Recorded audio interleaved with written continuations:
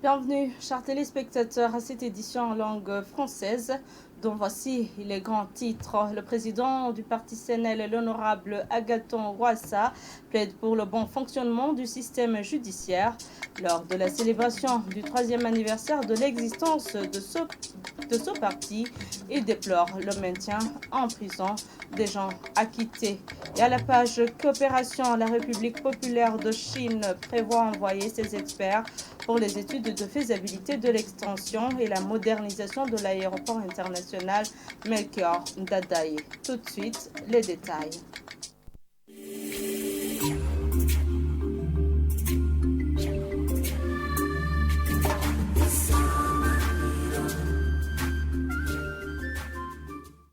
Bienvenue encore une fois. Nous débutons ce journal avec la page coopération. La République populaire de Chine prévoit envoyer ses experts pour les études de faisabilité de l'extension et la modernisation plutôt de l'aéroport international Melchior Ndadaye. Cela ressort des accords signés ce samedi entre le ministre burundais ayant la coopération dans ses attributions et l'ambassadeur de la République populaire de Chine au Burundi.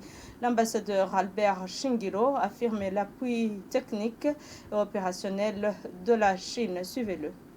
Je viens de mettre la signature dans un échange de lettres entre le gouvernement chinois et le gouvernement du Burundi. C'est une convention qui consiste à réhabiliter et à moderniser et à étendre l'aéroport international de Bujumbura Melchior Ndadaye. Donc c'est une convention extrêmement importante pour le Burundi.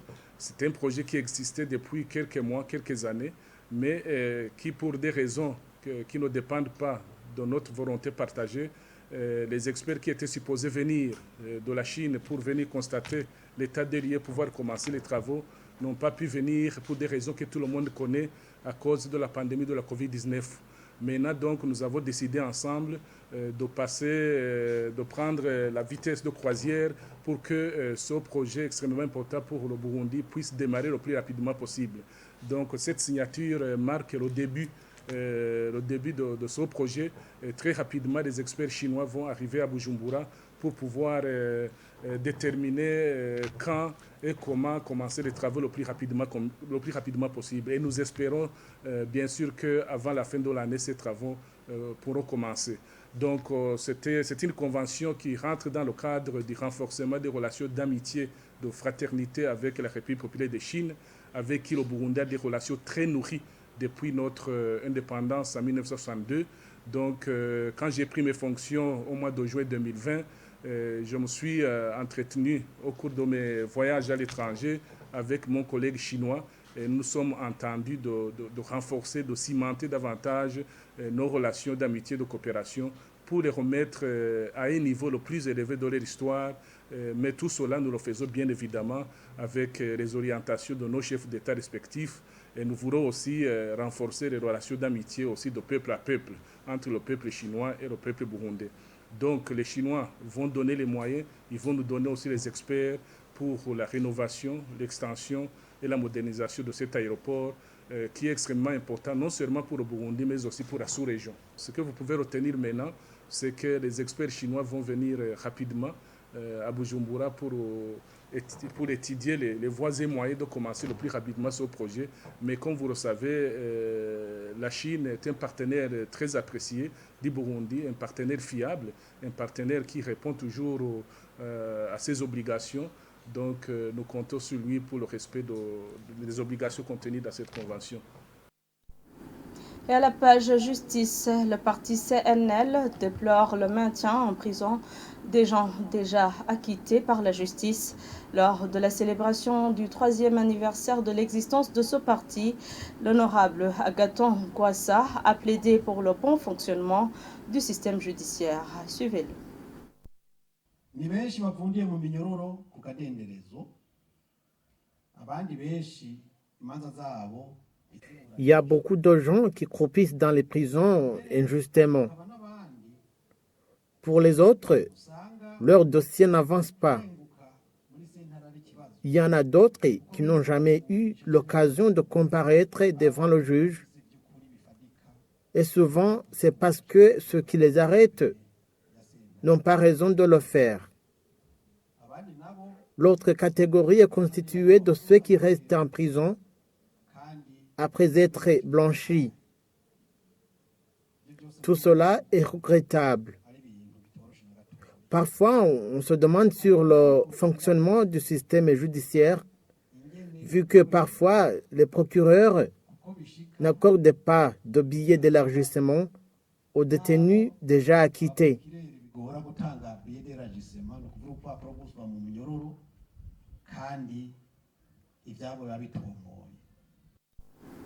Seuls 38,1% cotisent à l'Institut national de la sécurité sociale INSS sur 68,9% pour le président de l'association des retraités. La gestion de l'INSS laisse à désirer. Suivez à ce propos, il défonce Mohutu. Ça, c'est un crime. C'est un crime pour les travailleurs. C'est un crime pour les employés. Sur un effectif de 212 248 employés des secteurs publics, parapublics et privés, seuls 80 801, soit 38,1%, cotisent, pendant que 131 447, soit 68,9% ne cotisaient pas. Ça, c'est vraiment malheureux. C'est la gestion de l'INSS laisse beaucoup à désirer. Et encore, il y a des dettes énormes à recouvrer. Près de 119 milliards de francs à recouvrer. Donc, et il y a encore plus de 379 millions de francs de crédits accordés aux agents qui ne sont plus même à l'INSS. Donc normalement, il faut recouvrer toutes ces dettes et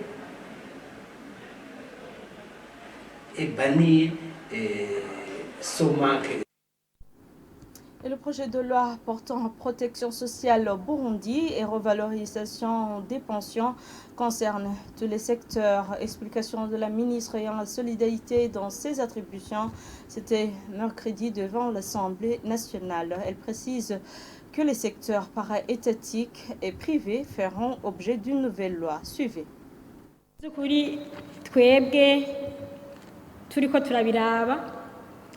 Franchement, nous avons constaté avec la Commission des affaires sociales que la présente réforme concerne tous les secteurs publics, para-étatiques et privés. Comme le Code de protection sociale est en cours de révision et à l'issue des études de faisabilité, les deux secteurs, para-étatiques et privés, feront objet d'une nouvelle loi à l'instar du secteur public, après avoir recueilli le consensus de toutes les parties prenantes.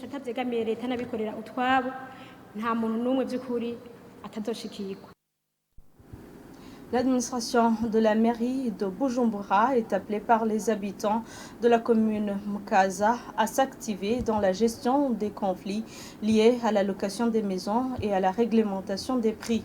Dans une réunion que le maire de la ville de Bujumbura a tenue à l'endroit de la population des zones Giza, Buyenzi et Nyakabiga, c'était la semaine dernière, Jimmy Hatungimana a estimé que ces conflits doivent trouver solution au niveau de l'administration. Jean de Dieu, Irakote.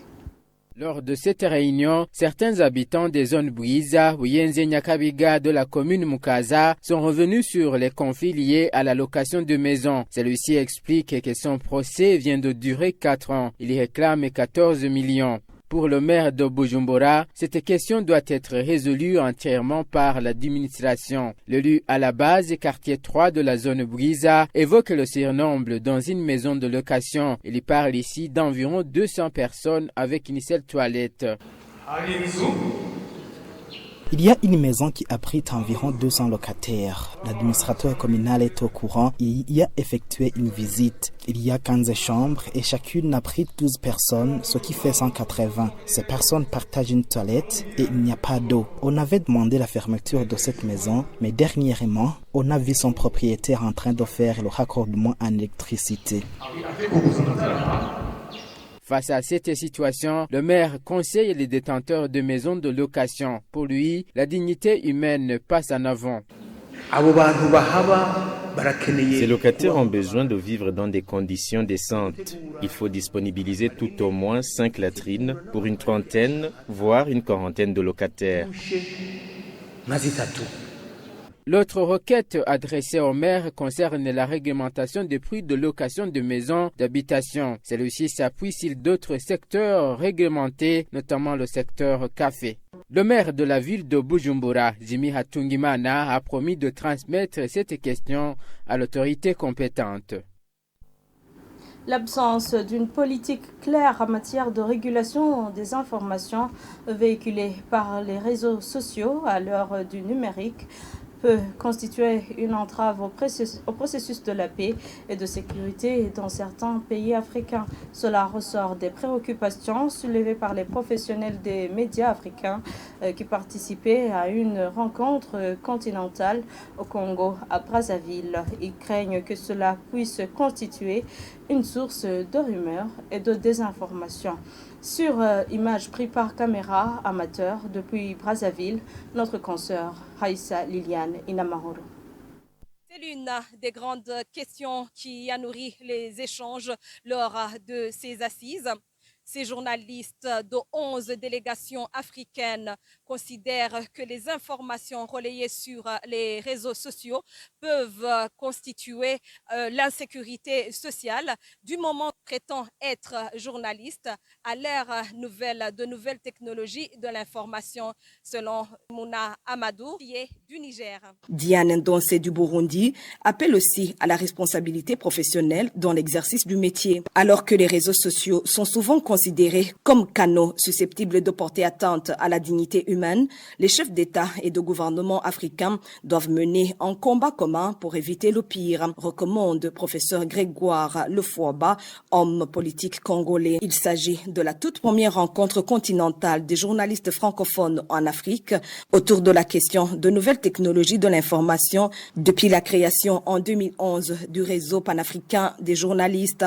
Une occasion pour le réseau de susciter la réaction des présidents africains qui retiennent souvent des informations sur des préoccupations africaines pour se confier aux médias internationaux. Depuis le mémorial Pierre Savorgnan de Brazzaville en République du Congo, Raissa Liliane Inamahoro pour la télévision Isanganiro.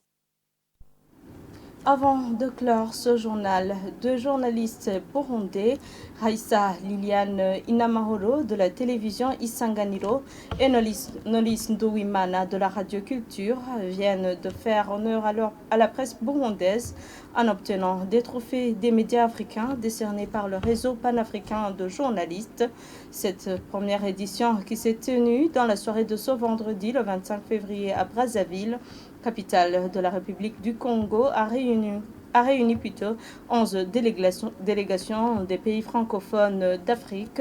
Les lauréats ont été sélectionnés dans 2 catégories des présentateurs de journaux télévisés plutôt. Nous disons félicitations à notre consoeur Raissa Liliane Inamahoro. Et voilà, c'est par ici que prend fin ce journal. Merci à tous de l'avoir suivi. Restez fidèles à la télévision Isanganiro.